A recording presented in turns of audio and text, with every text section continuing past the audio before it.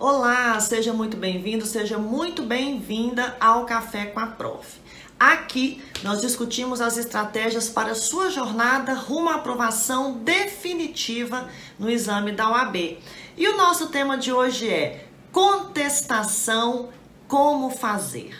Nos últimos exames, as peças mais cobradas foram a reclamatória trabalhista, a contestação e o recurso ordinário, sendo que a reclamatória trabalhista foi cobrada 7 vezes, a contestação 11 vezes e o recurso ordinário 10 vezes. Em 2 ocasiões tivemos ainda uma ação de consignação em pagamento. Esse levantamento nos mostra que a contestação é uma das principais peças cobradas no exame da ordem e é sobre ela que nós vamos conversar nesse bate-papo de hoje. Hoje eu vou te ensinar a fazer uma contestação para a sua prova de segunda fase da maneira mais direta e clara possível. Vamos lá? Bom, a contestação, ela deverá ser apresentada quando ficar claro para você no enunciado da sua prova que já existe um processo, né? Então, o enunciado ele vai te falar isso, ele vai falar que você está advogando pela empresa reclamada, que a empresa reclamada é a sua cliente, que você deverá defender os interesses da empresa e vai te mostrar que alguém já ajuizou uma ação contra essa empresa e que agora você deverá apresentar a medida judicial cabível para defender os interesses do seu cliente. A contestação é uma peça simples também, assim como todas as peças do direito do trabalho que nós estudamos. A estrutura, ela compreende o endereçamento, compreende ainda a qualificação das partes, sendo que antes da qualificação você deverá informar aí o número do processo, já eu vou falar disso tudo com vocês. Depois que você fizer a qualificação, você fará a preliminar de mérito. Após a preliminar de mérito, a prejudicial de mérito. Depois, o mérito e, por fim, os requerimentos finais com a devida finalização. Vamos começar, então, pelo endereçamento. Aqui, o processo ele já existe. Então, muito provavelmente, o enunciado irá lhe informar em que vara esse processo está tramitando. Então, basta que você vá lá na primeira linha da sua prova e coloque ao douto juízo da segunda vara do trabalho de Belo Horizonte, Minas Gerais, por exemplo, ok?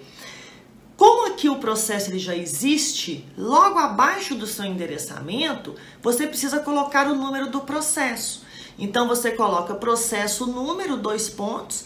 Se o enunciado lhe informar o número, você coloque aí. Se o enunciado não lhe informar, você coloque apenas tracinho. Lembrando que não é permitido criar dados, ok? Sob pena de identificação da sua peça. Então, tudo aquilo que o enunciado não te informa, você também não irá criar nada para isso. Combinado? Bom, qualificação. Qualificação você basicamente já sabe fazer, porque você já aprendeu a fazer a essa altura do campeonato uma reclamatória trabalhista. Então, você irá colocar o nome da empresa reclamada, empresa X, por exemplo, qualificação e endereço completos. Vem respeitosamente perante Vossa Excelência, através de seu advogado ao final assinado, procuração anexa, com escritório profissional no endereço completo, onde recebe intimações e notificações, com fulcro no artigo 847 da CLT, ok? O artigo que fundamenta a contestação é o artigo 847 da CLT. Oferecer contestação. A que, né? A reclamatória trabalhista movida por Joãozinho da Silva, já qualificado nos autos em epígrafe, pelas razões de fato e de direito a seguir expostas. Vamos comentar aqui algumas coisas. Como é uma contestação, a qualificação será iniciada com o nome da reclamada, pois é a reclamada quem está oferecendo a contestação. A reclamada deverá se qualificar, porque é a primeira vez que ela está se manifestando nos autos do processo, ok? Base legal da contestação é o artigo 847 da CLT. Contestação nós oferecemos ou apresentamos. Na reclamatória trabalhista, nós usamos o verbo propor, né? Propor reclamatória trabalhista. Aqui nós vamos usar o verbo oferecer contestação. Vou oferecer contestação em face de quê? A reclamatória trabalhista que lhe move, e aí você coloca o nome do reclamante, tá? Depois que você cita o nome do reclamante, basta colocar já qualificado nos autos em epígrafe, porque o reclamante já se qualificou quando ele apresentou a sua petição inicial. Então, não é necessário que se qualifique o reclamante aqui novamente. Fechado? Isso é a qualificação da sua peça. Feita a qualificação, e uma vez que você já analisou lá o seu enunciado e verificou que existe uma preliminar de mérito, nós vamos fazer as preliminares de mérito que lhes são apresentadas. Nossa, ó. Deixa eu tomar uma água aqui.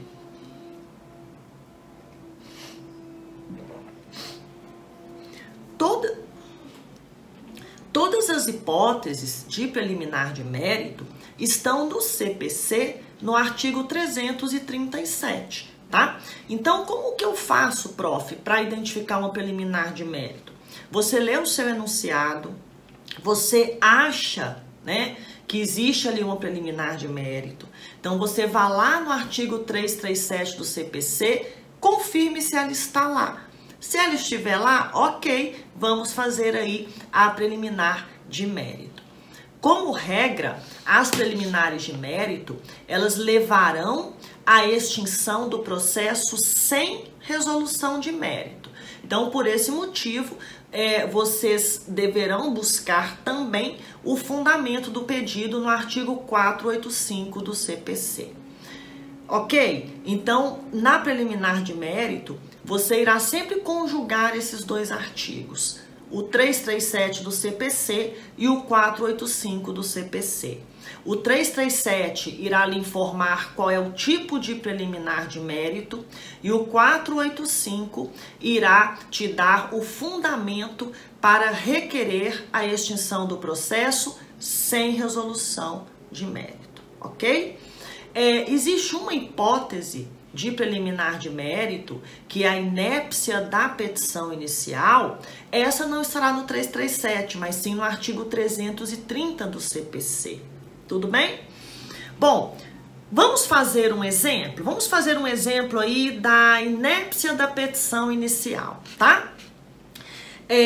Você vai, da mesma forma que eu ensinei para você, quando eu ensinei a fazer a RT, você vai sempre aqui também, seja na contestação, seja no recurso ordinário, sempre ordenar aquilo que você precisa redigir. Então, você sempre coloque na sua cabeça fato, fundamento e pedido, ok? Vamos fazer um exemplo aqui de inépcia da petição inicial como preliminar de mérito. Consta na inicial o pedido de condenação da reclamada ao pagamento de indenização por danos morais, sem, contudo, constar qualquer indicação de causa de pedir.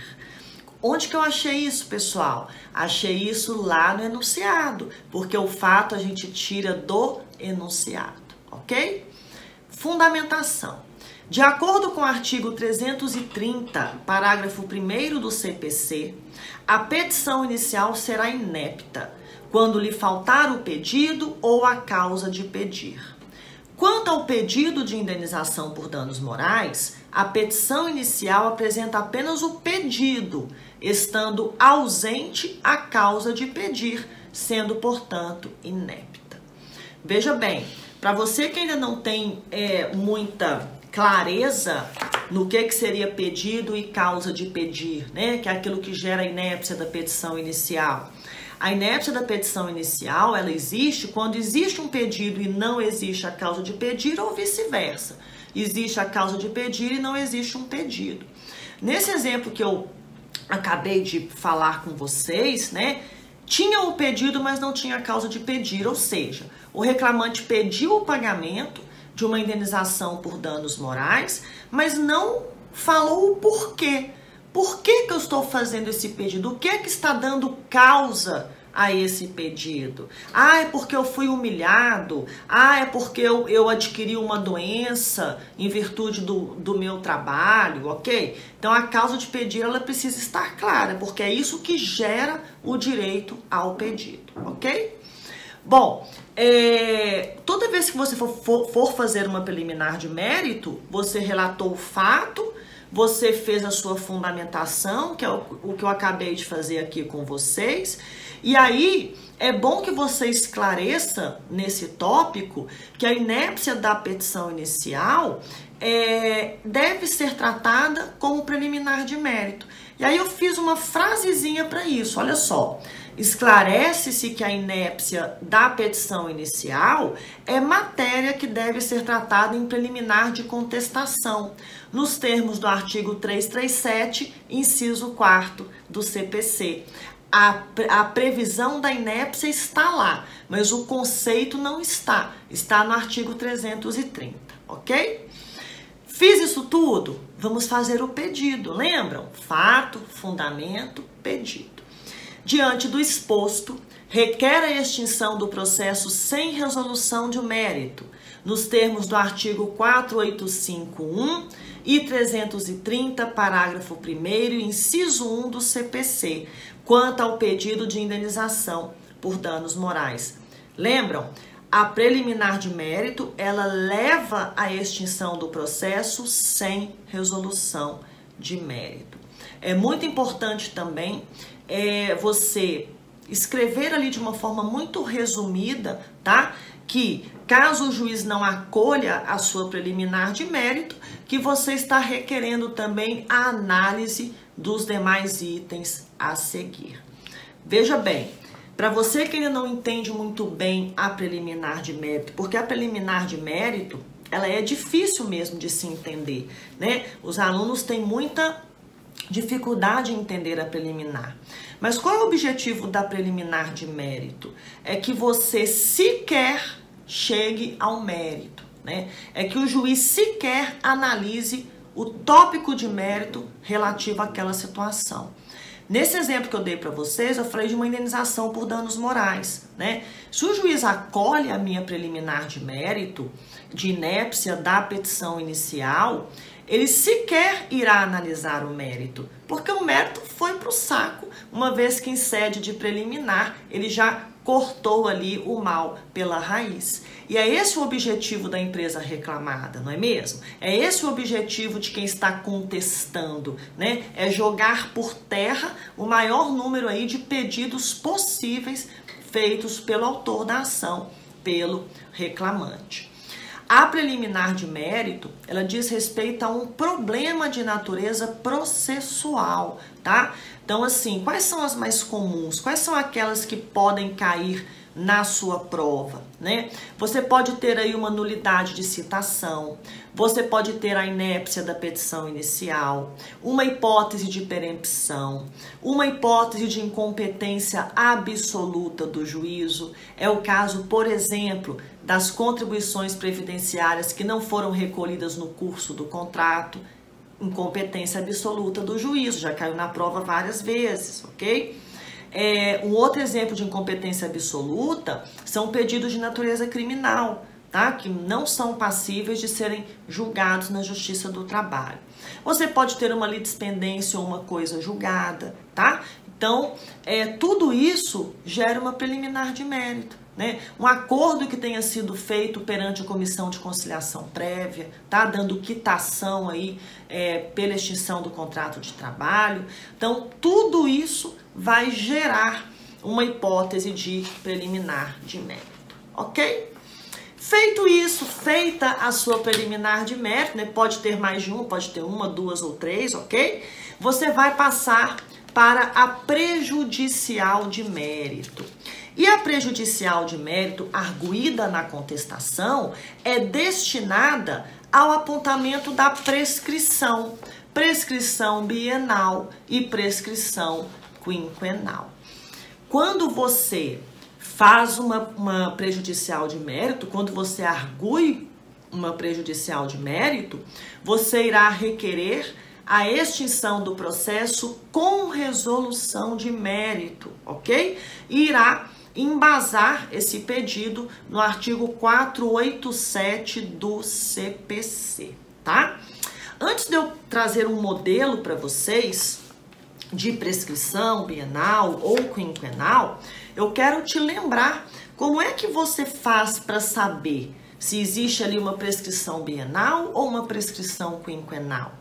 A prescrição bienal, ela é de 2 anos a contar da extinção do contrato de trabalho. Então, você deverá ir lá no seu enunciado, pegar a data de demissão daquele empregado e verificar a data em que ele ajuizou a ação. Se foi após os 2 anos, a contar da extinção do contrato, eu tenho aí uma prescrição bienal, né? A ação está totalmente prescrita. Então, você irá abrir um tópico, uma prejudicial de mérito para alegar a prescrição bienal. Já a prescrição quinquenal, ela é contada em 5 anos para trás. 5 anos a contar de quê? Do ajuizamento da ação. Então, você pega a data do ajuizamento da ação que o seu enunciado irá lhe informar e vem com ela 5 anos para trás, tá? Se o contrato de trabalho iniciou antes desses 5 anos, eu tenho um período ali que se encontra prescrito, ok? Prescrição bienal, prescrição quinquenal. Se cair uma contestação na sua prova, muito provavelmente você irá se deparar com uma delas ou até as duas, tá bom? Como que eu faço então um tópico de prescrição? Vamos fazer aí uma prescrição quinquenal como exemplo, ok? Você vai embasar em quais artigos? No artigo 7º. Vamos então fazer um modelo da prescrição quinquenal. Você irá embasar no artigo 7º, inciso 29 da Constituição Federal, no artigo 11 da CLT e na súmula 308, inciso 1 do TST. Exemplo, lembram? Fato, fundamento, pedido. Vamos lá. O reclamante ajuizou a reclamação trabalhista em 7/8/2009, postulando verbas que retroagem ao início do contrato de trabalho, em 7/8/2001. Vejam que ele tem aí 8 anos de contrato de trabalho. De acordo com os artigos 7º, inciso 29 da Constituição Federal, artigo 11 da CLT, as verbas postuladas prescrevem em 5 anos, contados da data do ajuizamento da ação, com base na súmula 308, inciso 1 do TST. É o fundamento. Vamos fazer o pedido agora? Diante do exposto, requer a extinção do processo com resolução de mérito, nos termos do artigo 487, inciso 2 do CPC, quanto às verbas postuladas anteriores aos últimos 5 anos, contados do ajuizamento da ação, isto é, anteriores a 7/8/2004. Percebem que nessa situação eu tenho uma reclamatória trabalhista ajuizada em 2009, 7/8/2009, eu vou tirar 5 anos para trás, então eu vou cair lá em 7/8/2004, não é? Só que o contrato desse reclamante iniciou em 7/8/2001. Então, tudo que é anterior a 2004 encontra-se o quê? Prescrito. Por isso, você está alegando aí a prescrição quinquenal, né? Que é excelente para a empresa reclamada, uma vez que tudo aquilo que está prescrito não pode ser cobrado, ok? Em relação à prescrição bienal, a fundamentação legal é a mesma, bastando que você verifique se a partir da data da extinção do contrato e até a data do ajuizamento da ação, transcorreram mais de 2 anos, ok? Feito isso, né, lembrando que aqui nós já fizemos endereçamento, botamos o número do processo, fizemos a qualificação das partes, chegamos nas preliminares de mérito e agora fizemos a prejudicial de mérito, né, ou as prejudiciais de mérito. Terminada essa parte, você irá fazer as suas teses de mérito. Lembrando que aqui também você deve numerar esses tópicos grandes, né, em algarismos romanos. Então você coloca o número 1, preliminar de mérito. Se houver mais de uma preliminar, numere preliminar número 1, 2 ou 3, ok? Prejudicial de mérito também. Coloque algarismos romanos, bote lá o título prejudicial de mérito. Se houver mais de uma prejudicial, você irá alegar, por exemplo, uma bienal e uma quinquenal. Coloque o número 1, prescrição bienal, número 2, prescrição quinquenal. É muito importante que você deixe tudo muito bem organizado para que aquela pessoa que vai corrigir a sua prova tenha facilidade em fazer isso, ok? Item 3, algarismos romanos, mérito, né? E aí você vai fazer várias teses de mérito. Então você irá numerá-las também, número 1, 2, 3 e 4, dando sempre um título, né, para cada um desses subtópicos. No mérito, você irá contestar todos os pedidos feitos pelo autor 1 a 1. E aqui é muito simples, porque você pode usar aí um modelinho que eu vou te mostrar agora. Sempre 3 parágrafos, tá? No primeiro parágrafo, você irá relatar o que está sendo pedido pelo reclamante. Então, você pode colocar, por exemplo, o reclamante postulou o pagamento do adicional de transferência no importe de 25%, muito embora sua transferência tenha sido definitiva. É o fato, né? É o que o seu enunciado te informou. E você pode começar todos os seus tópicos de mérito com essa expressão. O reclamante postulou, né, o pagamento do adicional noturno, etc, etc, ok? É o seu primeiro parágrafo, tá? No segundo parágrafo, você irá fundamentar, você irá dizer o porquê que o reclamante está errado em ter pedido isso. Por que que ele não possui esse direito? Então, você pode iniciar o seu segundo parágrafo também com uma frase pronta e pode repeti-la em todas as suas teses de mérito. Por exemplo, não assiste razão ao reclamante, pois, nos termos do artigo 469, parágrafo 3º da CLT, o adicional de transferência é devido apenas quando a transferência for provisória, ok? Então, comece sempre a sua frase assim mesmo, não tem problema repetir em todas as suas teses de mérito. É para repetir, é para seguir um método, um modelo, ok?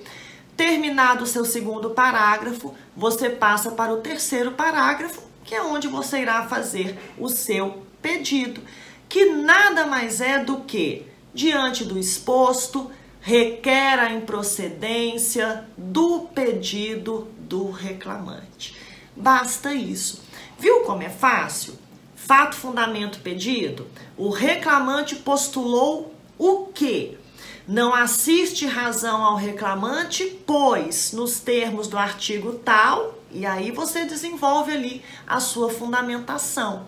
E finaliza com diante do exposto, requer a improcedência do pedido do reclamante. Fácil, não é? Você identificou lá no seu enunciado tudo aquilo que você precisa contestar. Você sabe que você tem que contestar tudo aquilo que o reclamante vier pedindo, tá? E siga sempre esse método que dá super certo. Fica aqui, ó, gravado na sua mente, porque você irá repetir isso várias vezes ao longo da elaboração da sua peça. Terminados os méritos, falta só uma coisinha. São o quê? Os requerimentos finais, né? Que, diferentemente aí da reclamatória trabalhista, você irá requerer o quê? Você precisará, nos requerimentos finais, requerer a produção de todos os meios de prova, requerer o acolhimento da preliminar de mérito, se ela existir, requerer ainda o acolhimento da prejudicial de mérito ou das prejudiciais, se elas existirem, e, por fim, você deverá requerer a improcedência de todos os pedidos do reclamante. Como que ficaria isso, prof? Vou dar um exemplo para você. Diante do exposto, requer a produção de todos os meios de prova em direito admitidos, em especial o depoimento pessoal do reclamante sob pena de confissão. É diferente da RT? É, porque aqui é a reclamada, né? É uma contestação, é a reclamada quem está requerendo aí os requerimentos finais. Requer o acolhimento da preliminar de mérito para, e aí você pode colocar aqui, para declarar a extinção do processo sem resolução de mérito, quanto ao pedido do adicional noturno, por exemplo, ok? Vírgula, o acolhimento da prejudicial de mérito para declarar a prescrição quinquenal, por exemplo, tá? E no mérito, requer a improcedência de todos os pedidos feitos pelo reclamante, condenando-o ao pagamento das custas processuais e honorários advocatícios, nos termos do artigo 791A da CLT. Finaliza, nestes termos, pede deferimento, local e data, advogado, OAB, número, tal, ok? Isso é uma contestação, né? É uma peça fácil de fazer, eu acho ela mais fácil do que a reclamatória trabalhista e que poderá sim estar na sua prova. Aqui na contestação, pode acontecer de existir ainda uma reconvenção, né? Que tem previsão no artigo 343 do CPC. Em que hipótese você faria aí uma contestação com reconvenção? Quando o enunciado da sua prova lhe informar que a empresa possui algo a receber do empregado, tá? Vou dar um exemplo aqui. O empregador demitiu o empregado e ele, no ataque de fúria, pegou uma pedra e jogou contra a porta de vidro da empresa, ok? Dando ali um prejuízo de R$500 ao seu empregador. Nesse caso, existe aí, né, uma cobrança de algo de natureza material e isso pode ser feito pela empresa reclamada na própria contestação, através de um tópico que nós abrimos dentro da própria contestação, chamado de reconvenção. Então, a reconvenção, ela é um pedido feito pela empresa reclamada dentro da própria contestação. É algo que ela quer cobrar do reclamante, está se aproveitando aí desse momento processual para isso. Se for este o caso, você deverá, além de fazer preliminar de mérito, prejudicial de mérito, você deverá abrir aí um outro tópico grande chamado reconvenção, tá? Relatando os fatos, relatando o motivo pelo qual você está apresentando aquela reconvenção, relatando ainda o valor que você pretende cobrar, ok? Então, existe uma forma também de você fazer essa cobrança na contestação. Fique atento, porque quando a contestação for uma contestação com pedido de reconvenção, você deverá colocar isso lá na qualificação. Então, vai mudar uma coisinha ali, porque você irá oferecer contestação com pedido de reconvenção e irá embasar no artigo 847 da CLT e no artigo 343 do CPC, para ficar tudo bonitinho, redondinho e você não correr nenhum risco aí de não passar na sua prova. Você ainda tem alguma dúvida? Deixe seu comentário aqui nesse vídeo que eu vou ter o maior prazer em responder. Beijo da prof, até o próximo vídeo. Tchau, tchau.